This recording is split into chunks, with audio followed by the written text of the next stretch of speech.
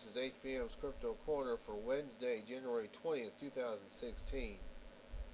We got quite a few things to talk about today, including I'm going to start implementing some stories about early man and evolutionary history.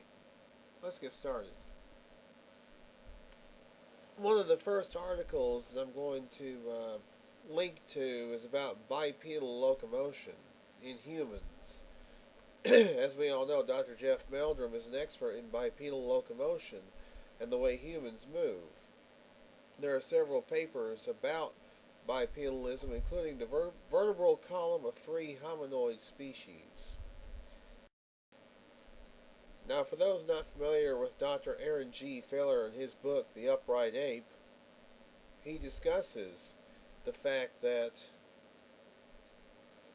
all of the great apes besides us have a spinal column that indicates that they can actually walk upright, that they don't necessarily have to walk quadrupedally. Speaking of which, his website is theuprightape.net, and just basically what you might call a website version of his book. I have not finished his book yet, but I do plan on finishing it. It's pretty fascinating. A little dry in some places, but it's not that bad. It's a really interesting book. I would highly recommend it, especially for those who are interested in that kind of evolutionary history. Science Daily published an article about how apes and humans evolved side by side, which would indicate according to some, that Gigantopithecus and early man actually were seen sort of evolving at around the same time. And this article is about the Laetoli footprint pathway, which is about 90 feet long. These are the footprints that convinced Dr. Jeff Meldrum that hominids like that, or hominoids, had the metatarsal break, and he has applied that to, of course, his Sasquatch studies. So very interesting stuff. Finding Bigfoot was just here in the Magnolia State last week, and Bigfoot Research News has published a couple of articles, or a couple of videos that I put up on my YouTube channel, by the way. And Johnny Bigfoot was thanking me for posting these. And these are just basically videos that go behind the scenes of the show Finding Bigfoot when they were filming the town hall meeting here in Jackson. So it's good stuff. Monster X Radio recently had a show where they had a special effects artist on who is creating a new film entitled Sasquatch Boss of the Woods. I think I listened to some of this show. I didn't listen to the whole thing, but very interesting stuff. And obviously, Bill Munns is one of those who is invested in the PG film, the Patterson-Gimlin film. And he can tell what's a hoax and what isn't, and perhaps this individual can as well. So I recommend listening and checking it out. Seth Breedlove and Small Town Monsters are creating a documentary which I'm sure will be released next year, because they're starting on principal photography this year. It'll be called Boggy Creek Monster, The Truth Behind the Legend. And a trailer has been released for it. The trailer doesn't reveal too much, but really great looking trailer. They did a great job on the trailer. They're also the creators of the excellent documentary The Minerva Monster and the upcoming documentary Beast of Whitehall. So, and I love Minerva Monster. Minerva Monster was great, and I'm sure that Beast of Whitehall will be just as great, and I'm sure this project will be also pretty awesome.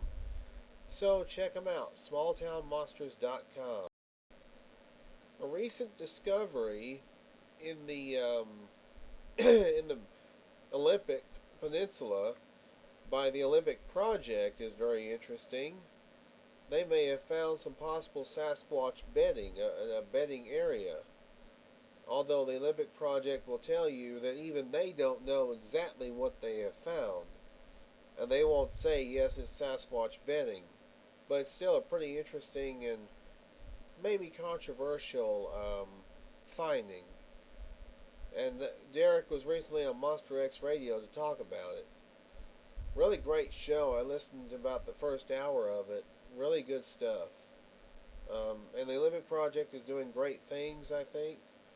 Their website, olympicproject.com. I recommend you check them out. Mike Rugg has been producing some new videos lately for the Bigfoot Discovery Museum, and it's great to see him back. Really glad to see his videos back on YouTube. One of his most recent videos talks about some of the sorts of evidence he has in the museum. He talked about the unknown tooth that was found and brought in, some footprint casts, a possible video, some audio recordings, and other bits and pieces of evidence.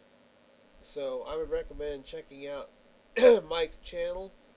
I believe it is called Mike Rugg, or you can just do a search on YouTube for Bigfoot Discovery Museum. He has over 200 videos there, varying in different topics relating to the Sasquatch. But Mike, he's a great storyteller. He's also, I think he's doing great things. And I remember it was about a year or so ago that it looked like the Bigfoot Discovery Museum might be in a little bit of financial trouble. And I hope Mike's been able to turn that around. It looks like he has, because the museum is still open. So I wish nothing but success for Mike Rugg and the Bigfoot Discovery Museum. And I hope to visit one day. Finally today, a video that was put up on YouTube is called 10 Mysterious Extinct Human Species. And some of them are, like Homo ergaster, Homo habilis, Australopithecine, Homo naledi, which is a recent discovery, Homo floresiensis, the hobbits. Some really interesting stuff. And do these species have any correlation with Sasquatches? I really don't know. But I present this video and the link to this video so you can check it out for yourself. It's a really interesting video and fascinating stuff.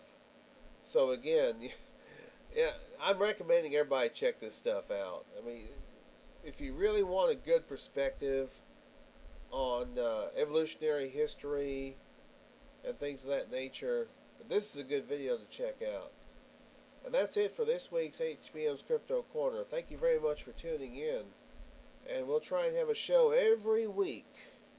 And I'm going to try and focus a little bit of the show on evolutionary history and ancient human species, even extinct human species. So, till next week, y'all be good.